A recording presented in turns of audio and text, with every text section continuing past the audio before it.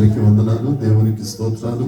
ఈ 2025 నూతన సంవత్సరంలో మొదటి ఆదివారం ఇది, మొట్టమొదటి ఆదివారం. 52 వారాల్లో మొదటి ఆదివారంలో అడిగేయటానికి దేవుడు కృపను అనుగ్రహించాడు కనుక ఆ గొప్ప దేవునికి ఒకసారి చెయ్యెత్తి దేవునికి స్తోత్రం చెప్దాం. స్తోత్రం స్తోత్రం స్తోత్రం స్తోత్రం స్తోత్రం స్తోత్రం స్తోత్రం స్తోత్రం స్తోత్రం స్తోత్రం స్తోత్రం స్తోత్రం స్తోత్రం స్తోత్రం స్తోత్రం.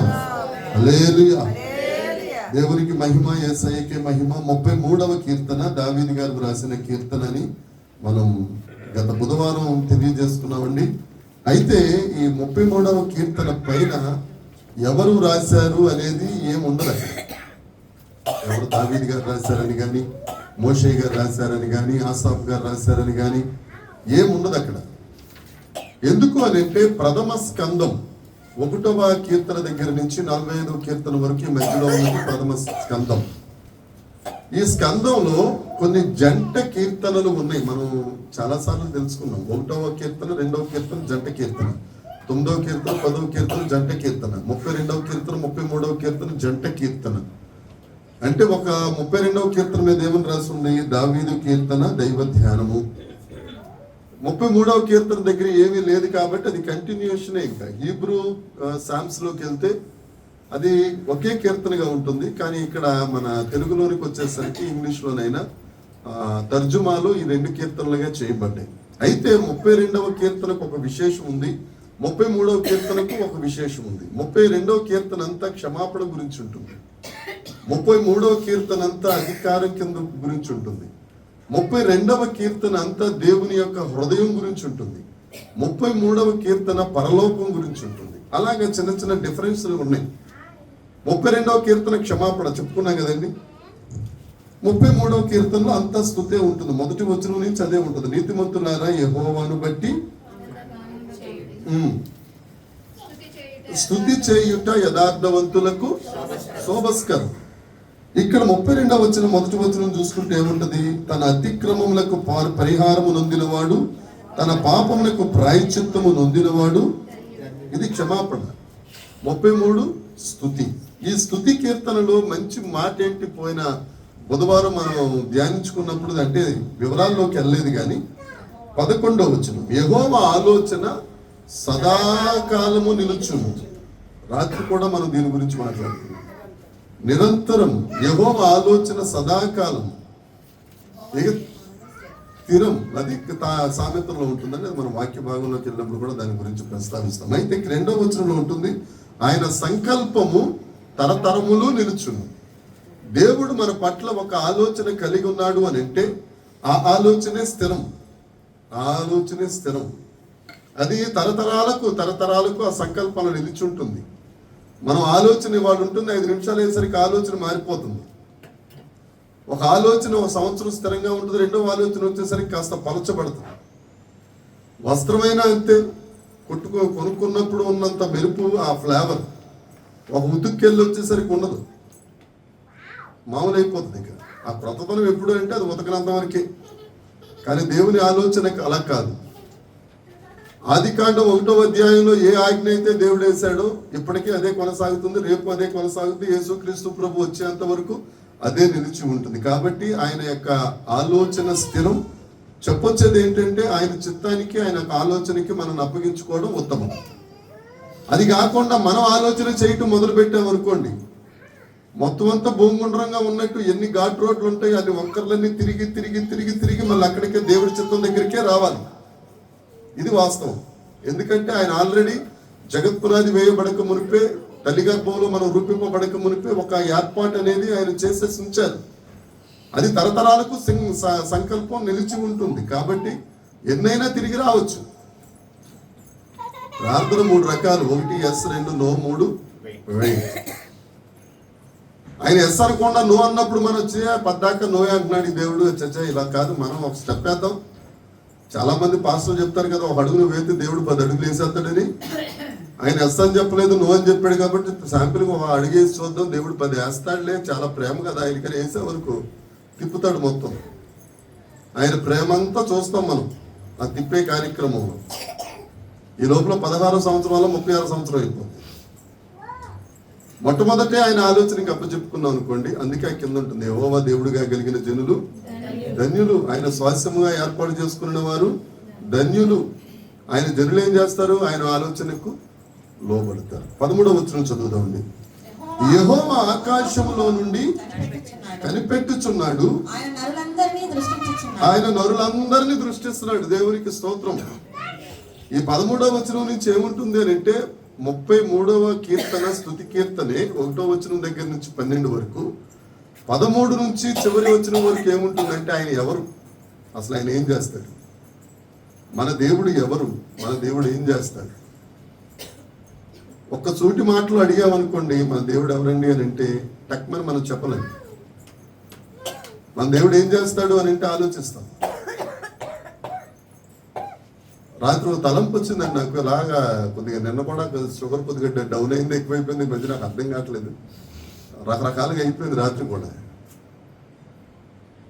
రాత్రి అలాగా తొందరగా నిద్రపోయి ఆలోచించుకుంటుంటే ఒక మనిషి అట 2000 దెయ్యాలైనా భరిస్తాడట. ఒక మనిషి బైబుల్లో ఉంది కదా, గెరాసేనీయుల దగ్గర ఉన్న అతనికి 2000 పెట్టినాయి.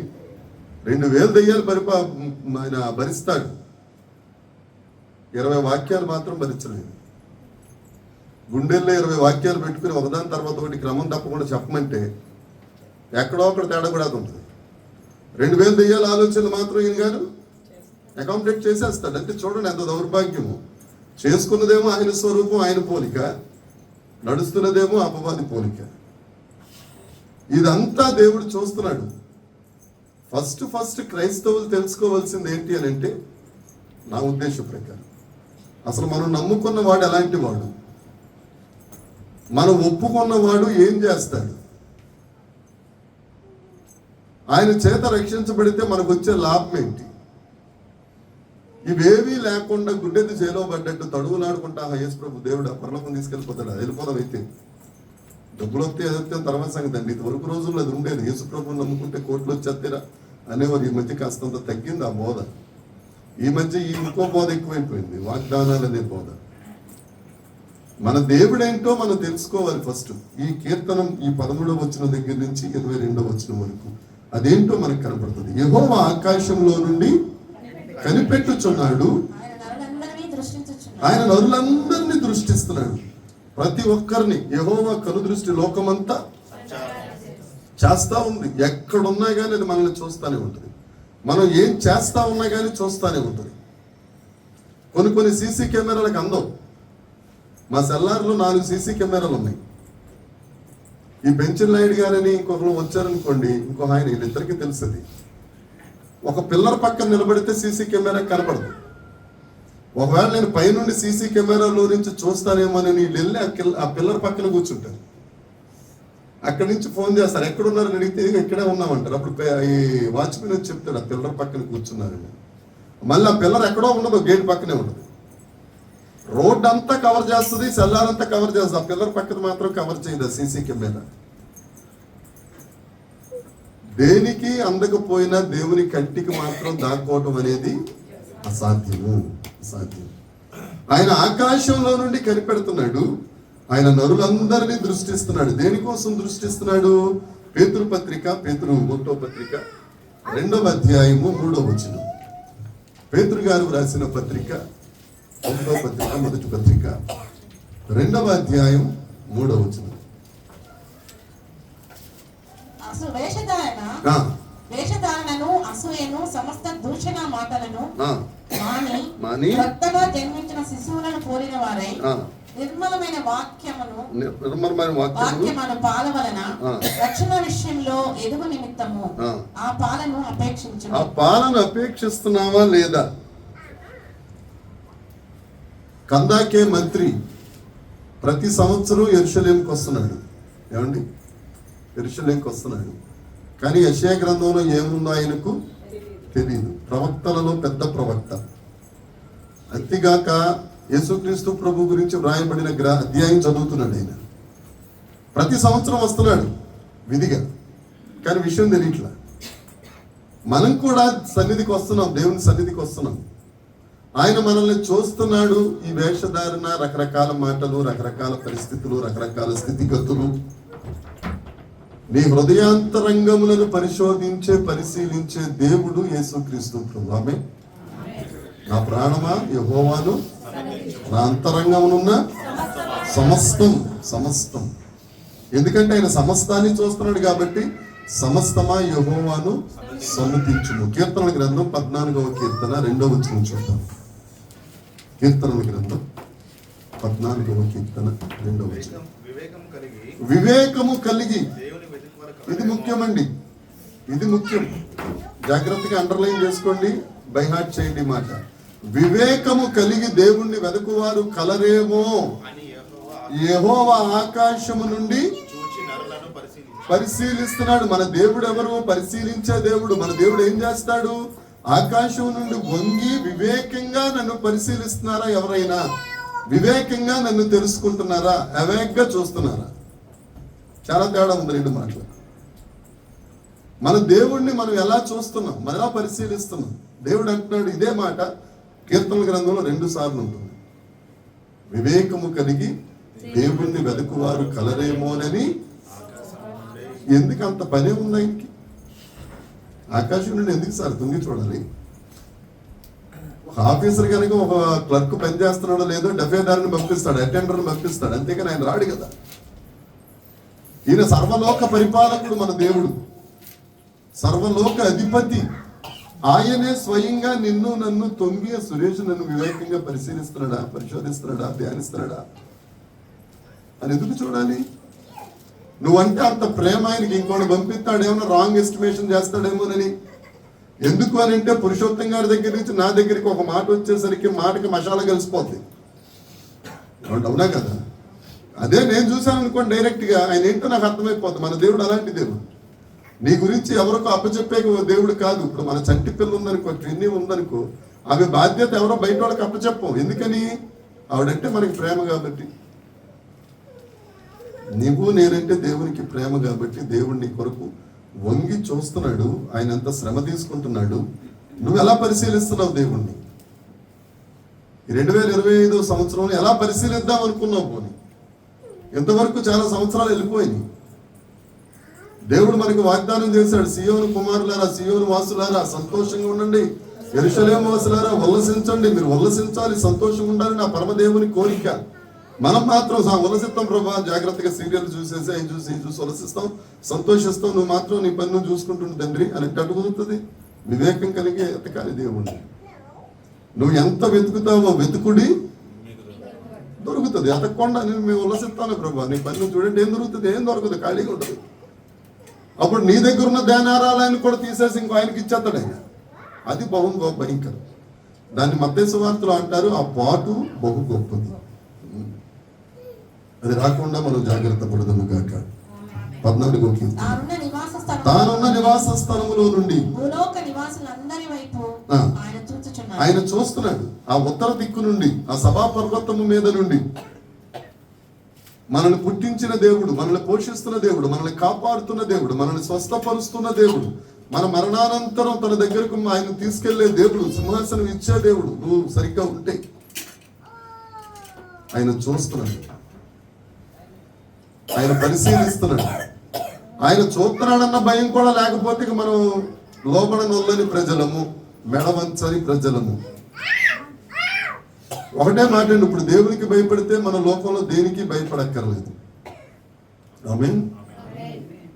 దేవునికి భయపడకపోతే అన్నిటికీ భయపడాలి. ఒకవేళ వాళ్ళు ధైర్యంగా ఉండొచ్చు, రేపు ధైర్యంగా ఉండొచ్చు, ఈ 2025 ధైర్యంగా ఉండొచ్చు, 26 వస్తుంది, 27 వస్తుంది, 28 వస్తుంది. ఏ రోజు ఎలా ఉంటుందో చెప్పలేదు. ఏ రోజు ఎలా ఉంటుందో చెప్పలేదు. జాగ్రత్త పడదాం. మరలా ఇంకొక కరోనా రెడీ అయిపోయిందంట. ఏమండి, చాలా మంది ఎగిరిపోతున్నారు. వ్యాక్సిన్ వేసుకున్న వాళ్ళని. ఏమండి, జాగ్రత్త. ఒకవేళ మన దాకా వస్తే ఏంటి పరిస్థితి? వాక్యాలు చర్చ ఎంత జరుగుతూ ఉంటేనే మనం అంతంత మాత్రంగా ఉంటే ఏమీ లేనప్పుడు ఏంటి పరిస్థితి? ఏమీ లేకపోయినా టీవీ ఆగదు, ఏమీ లేకపోయినా ఆహా ఓహో ఏదో ఉంది. ఆహా ఏనండి, అదేదో యాప్ ఓహో ఇక వస్తుంది అది ఈ కరోనాలో కమింగ్ అట్రాక్షన్. అయ్యాగో జాగ్రత్త పడి 15వ వచనం. ఆయన వారందరి హృదయములను ఏకరీతిగా వారి క్రియలన్నీ విచారించువాడు, వారిని నిన్ను నీ హృదయాన్ని, అందరి హృదయాలను మంచిగానే చేశాడు. నీ హృదయం ఎలా ఉంది, నా హృదయం ఎలా ఉంది, పురుషోత్తం గారి హృదయం ఎలా ఉంది ఆయన చూస్తున్నాడు. మన హృదయ పరిస్థితిని బట్టి ఆయన దర్శిస్తూ ఉంటాడు. ఆమేన్.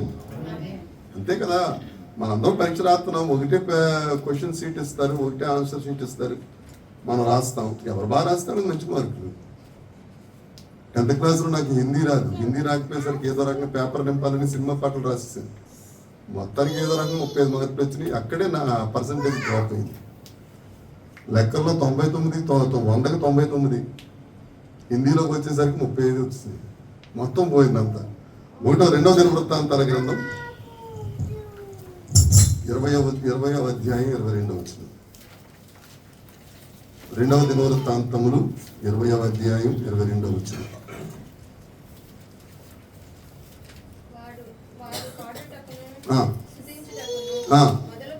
మొదలు పెట్టగా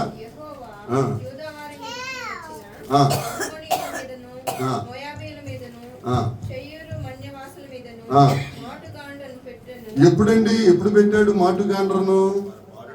వాళ్ళు పాడటం, స్తుతించటం మొదలు పెట్టిన తరువాత శత్రువులందరి మీద మాటుగాండ్రను దేవుడు పెట్టాడు. యెహోషాపాతు కాదు, దేవుడు ఏర్పాటు చేశారు మాటుగాండ్రు. ఎప్పుడు? మన హృదయం దేవుని యందు ఉల్లసిస్తున్నప్పుడు, మన హృదయం దేవుని యందు సంతోషిస్తున్నప్పుడు, మనం బంధకాల్లో ఉండి కూడా కోటల్లో ప్రవేశించినప్పుడు. అక్కడ ఉంటది కదా, మనం యుద్ధాలు చేయక్కర్లేదు, యుద్ధ ఆయుధాలు పట్టుకోక్కర్లేదు, యూటెల్ తయారు చేయక్కర్లేదు, గొడవలు పడక్కర్లేదు. యుద్ధం చేయవాడు ఆయనే కనుక ఆయనే మాటుగాండ్రను పెడతాడు. మనం కూడా ఎల్లప్పుడూ మన హృదయంలో స్తుతి గానం ఉందనుకోండి, ఏదో రకంగా నీకు ఇష్టం వచ్చిన రీతిలో దేవుడిని స్తుతిస్తూ ఉన్నావు.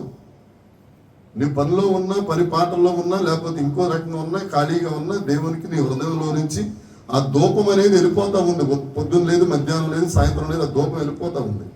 ధూపం వెళ్ళిపోతా ఉంది అంటే దేవుడు ఏం చేస్తాడు? నీ చుట్టూ మాటుగాండ్రను పర్మనెంట్ గా డ్యూటీ చేసేస్తాడు. కొంతమందికి పర్మనెంట్ డ్యూటీ ఉండదు. ఎవరైనా ప్రముఖులు వచ్చినప్పుడే అక్కడ ఉంటారు సెక్యూరిటీ. కొంతమంది దగ్గర ఏముంటుంది? పర్మనెంట్ సెక్యూరిటీ ఉంటుంది. అవునా కదండి? మనం ఎల్లప్పుడూ దేవుణ్ణి స్తుతిస్తూ ఉంటే పర్మనెంట్ సెక్యూరిటీ మన దగ్గరే ఉంటుంది. వాక్యం చెప్తుంది కదా. మాటుగాండ్రలో ఉంటారు. ఏ దుర్మార్గత, ఏ దెయ్యం వస్తుందో, ఏ సాతానిక క్రియ జరుగుతుందో ఆ మాటుగాండ్రు చూస్తూ ఉంటారు. ఆ మాటుగాండ్రు నీ పాదాలకు రాయి తగులకుండా వారు ఎత్తి పట్టుకుంటా ఉంటారు. పలానా వచ్చేస్తున్నారు, యుద్ధం బాణం వచ్చేస్తుంది అని లేపుతారు మనల్ని. దేవునికి స్తోత్రం. ఓకే, దేవునికి మహిమ కలుగును గాక. ఏ రాజును సేనా బలము చేత, ఏ వీరుడును 1 సమూయేలు గ్రంథం 17వ అధ్యాయం. ఆ అధ్యాయంలో ఎవరెవరు ఉంటారు? ప్రముఖంగా దావీదు గారు, గొలియాతు సమస్తం ధరించుకుని వస్తాడు. దావీదు చిన్న కర్ర పట్టుకుని, ఒడిసెలు పట్టుకుని, ఒక 5 రాళ్ళు పట్టుకుని వెళ్తా ఉంటే గొలియాతు అంటాడు, ఎరా నేను నీకేమైనా కుక్కలా కనపడుతున్నానా అంటే, ఇప్పుడు కుక్కని వర్ణించుకుంది ఎవరు? అతనే అనుకున్నాడు కుక్క అని. అవునే కదా, అందుకనే కుక్కను కొట్టినట్టే కొట్టాడు. అక్కడ ఏలా లోయలో నిలబడింది గొలియాతు, దావీదే, కానీ యుద్ధం చేసింది దేవుడు. లేకపోతే ఇశ్రాయేలు సైన్యం అంతా కాని పని దావీదు వల్ల అయ్యింది అని అంటే, దావీదు హృదయానుసారుడు గనుక, దావీదు ఎల్లప్పుడూ దేవుణ్ణి స్తుతిస్తాడు గనుక, ఆయనకి సంతోషం వచ్చినా హల్లెలూయా స్తుతి మహిమ, దుఃఖం వచ్చినా హల్లెలూయా స్తుతి మహిమ, ఎవరిని ఇబ్బంది పెట్టినా హల్లెలూయా స్తుతి మహిమ, ఇంకేమైనా హల్లెలూయా స్తుతి మహిమ. ఈ మాట తప్ప ఇంకొకటి ఉండదు ఆయనకి. ఒకవేళ సాతాను వచ్చి ఏమైనా ఇబ్బంది పెట్టినా, సాతాను చేరా ఇంతగా స్తుతిస్తున్నావంటే ఆయన ముందే ఇంకా గట్టిగా పాడేవాడు. ఒక భక్తులు వర్ణిస్తారు. ఒక 2 రోజులు దావీదు ఉపవాసం పెట్టుకున్నాడు అనుకోండి. సాతాను వచ్చి ఎందుకు 2 రోజులు ఉపవాసం పెట్టుకున్నావనంటే, సరే 2 అయితే నీకు ఇబ్బందిగా ఉంది కదా, వారం పెడతాను అని వారం ప్రకటించేవాడు. వారం పెట్టుకుంటే ఎందుకు వారం పెట్టాడు? అసలు నీ పట్టలేదు, అయితే 10 రోజులు పెడతాను. దేవుణ్ణి స్తుతించడం తప్ప ఇంకొక పని లేదు. కరెక్ట్గా ఏలాలోకి వచ్చేసరికి రాయితో చంపేశాడు. ఎక్కడ శరీరం మీద ఎక్కడ ఖాళీ లేదట. ఒక ఆయుధం అతనికి దెబ్బ తగలడానికి కరెక్ట్గా ఇక్కడే ఖాళీ పెట్టుకున్నాడు. ఆ బుద్ధి ఇచ్చింది కూడా దేవుడే ఇచ్చాడు ఆయనకి. ఇక్కడ పెట్టుకుని అబ్బాయి ఖాళీ పెట్టుకుంది, ఈ పని ఉంది నీతో. దేవుడిని కరెక్ట్గా రాయి పట్టుకున్నాడు. ఆ 5 రాళ్ళు 5 గాయాలు. ఆమె యేసుప్రభు 5 గాయాలు. ఒక గాయం చాలు. నువ్వు స్వస్థపడడానికి, నువ్వు గట్టెక్కడానికి, నువ్వు ఆశీర్వదించబడడానికి, నీ వల్ల దేవుడు మహిమ పొందటానికి. కాదే ఆయుధాలే మనం పట్టుకున్నాం. దేవాన్ని దెబ్బలు యేసు రక్తం ఏం చేయం. అందుకే ప్రతిసారి చెప్తాను, యేసు రక్తం, యేసు రక్తం, యేసు రక్తం మన మీద ఉండాలి. యేసు రక్తం కోటలో మనం ఉండాలి. ఆమె తర్వాత వచ్చింది 17. రక్షించుటకు గుర్రము రాదు, విశేష బలము చేత మనుషులను తప్పించదు. ఒక రాజుగారు చచ్చిపోతేనట, రథంలో పడిపోతే రథం గుర్రం ఇంటికి తీసుకెళ్ళింది కానీ మనిషిని ఇంటికి తీసుకెళ్ళలేకపోయింది. బైబిల్లోనే ఉంటుంది. సిసేరా అన్నామండి. ఆహాబ్ అన్నాయని కూడా గాయం తగిలితే ఆ గాయంతోనే ఆ రథాన్ని ఆ గుర్రం లాక్కెళ్ళింది ఇంటి దాకా. కుక్కలు లాకిని ఆ రక్తాన్ని, అంతేగాని బ్రతికించలేకపోయింది. అందుకే సామెతల గ్రంథంలో ఉంటుంది. సామెతలు 21వ అధ్యాయం 31వ వచనం చూద్దాం. అక్క ఇంకా ప్రారంభం అనేది అప్పుడే యేసు రక్తం జయం. ఇప్పుడు అదే అండి. యుద్ధ దినమునకు గుర్రములు యుద్ధ దినమునకు గుర్రములను ఆయత్తపరచుట కద్దు, కానీ రక్షణ దేవుని వశమే. మనకి ఎన్ని ప్లాన్స్ అన్నా ఉండొచ్చు. నా దగ్గర ఇది ఉంది, చంపేస్తాను, ఇది ఉంది, పొడిసేస్తాను, ఇది ఉంది, నరికేస్తాను, ఇది ఉంది, తోసేస్తాను, ఇది ఉంది, తొక్కేస్తాను. ఏముండదు. రక్షణ ఎవరి ఆధీనము? యోనా గ్రంథం 2వ అధ్యాయం ఆఖరి వచనంలో ఉంటుంది, రక్షణ యెహోవాది. యోహాను సువార్త 4వ అధ్యాయం యేసుక్రీస్తు ప్రభు చెప్తారు, రక్షణ యూదుల్లో నుండే వచ్చును. అంటే యేసుక్రీస్తు ప్రభు వల్లే సాధ్యం. రక్షించువాడు, విజయమిచ్చువాడు, విజయశీలుడైన దేవుడు మాత్రమే. దేవునికి స్తోత్రం.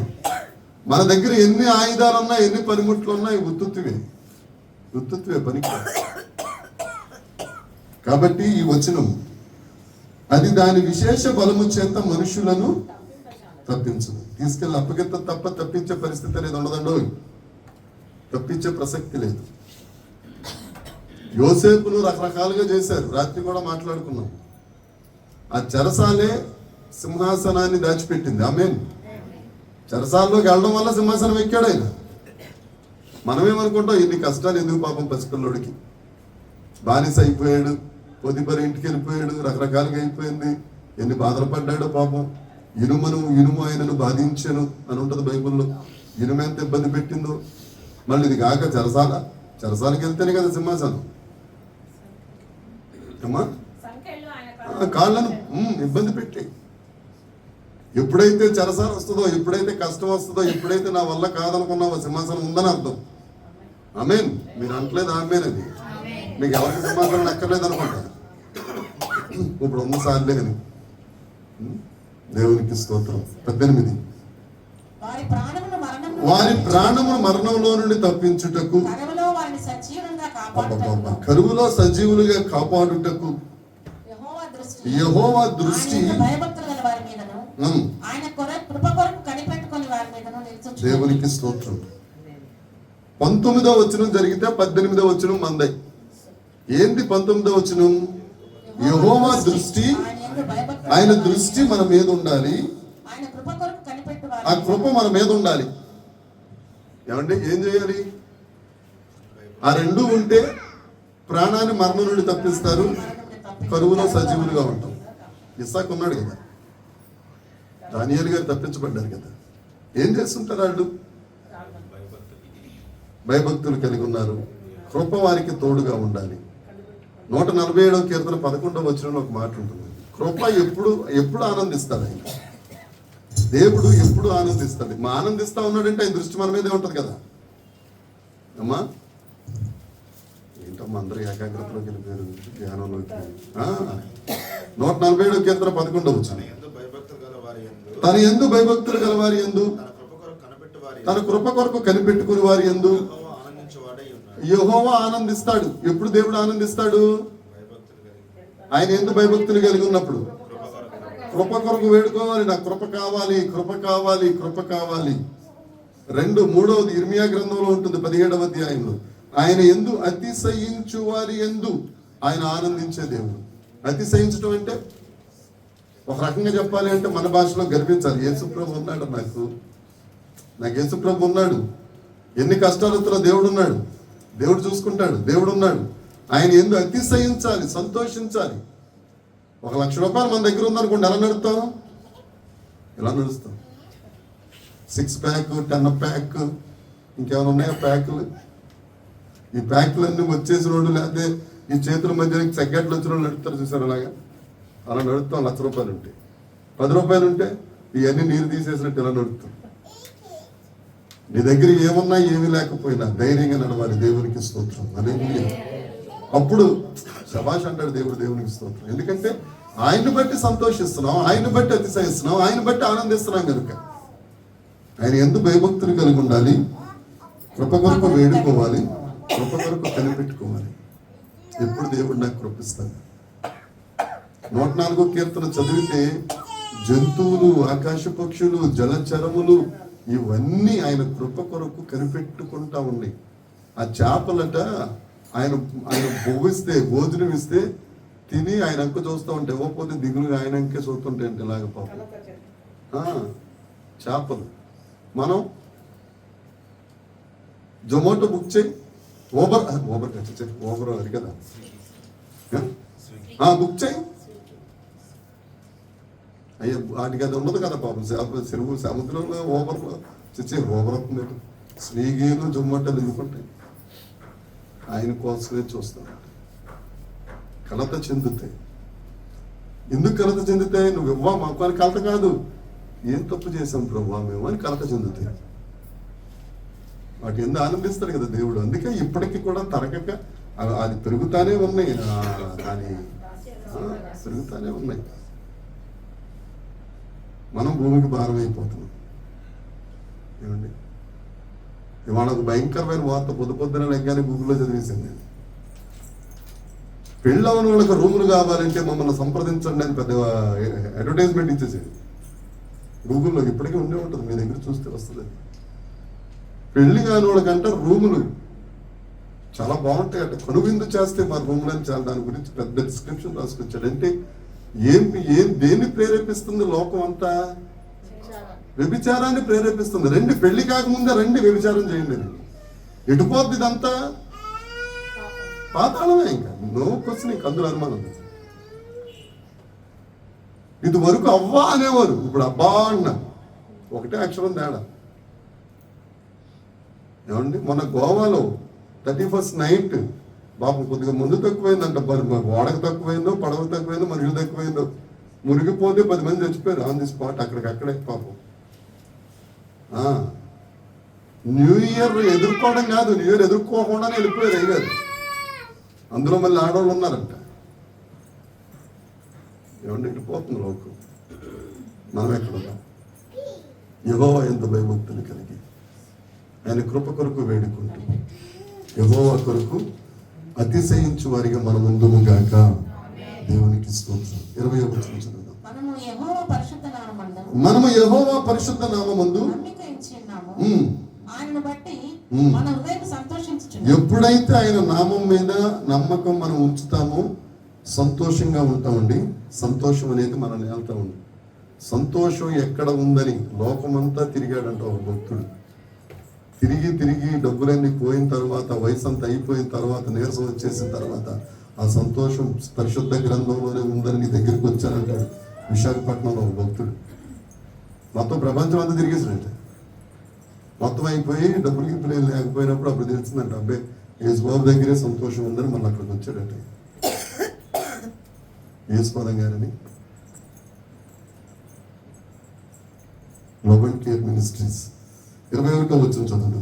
మన ప్రాణము మన ప్రాణం యెహోవా కొరకు కనిపెట్టుకొని కనిపెట్టుచున్నది. ఉమ్. ఆయనే మనకు సహాయం. ఎందుకు కనిపెట్టుకోవాలి, ఎందుకు నమ్మకం ఉంచాలండి? ఆయన ఎవరు, ఆయన ఏం చేస్తారంటే ఆయన మనకు ఆయనే మనకు సహాయం. సహాయం చేస్తాడు, మనకు కేడెమునై ఉన్నాడు. మనకు కేడెము. దేవునికి స్తోత్రం. ఆఖరి వచనం కూడా చదివేసి ముగించుకుందాం. యెహోవా మేము నీ కొరకు కనిపెట్టుచున్నాము, ఉమ్, నీ కృప మా మీద ఉండునుగాక. నీ కృప మా మీద ఉండును గాక.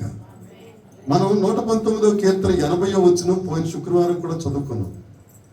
నీ కృప, ఒకసారి తీస్తారమ్మా 80వ వచనం.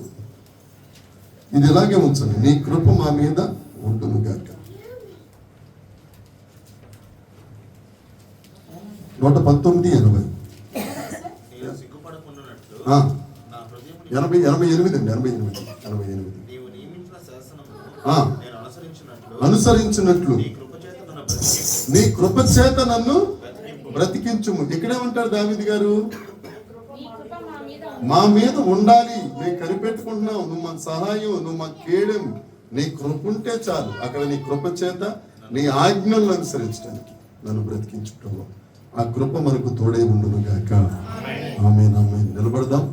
కృప కలిగిన దేవుణ్ణి, కృపామయుడైన దేవుణ్ణి మనం ఆరాధించుకుందాం. వాక్యం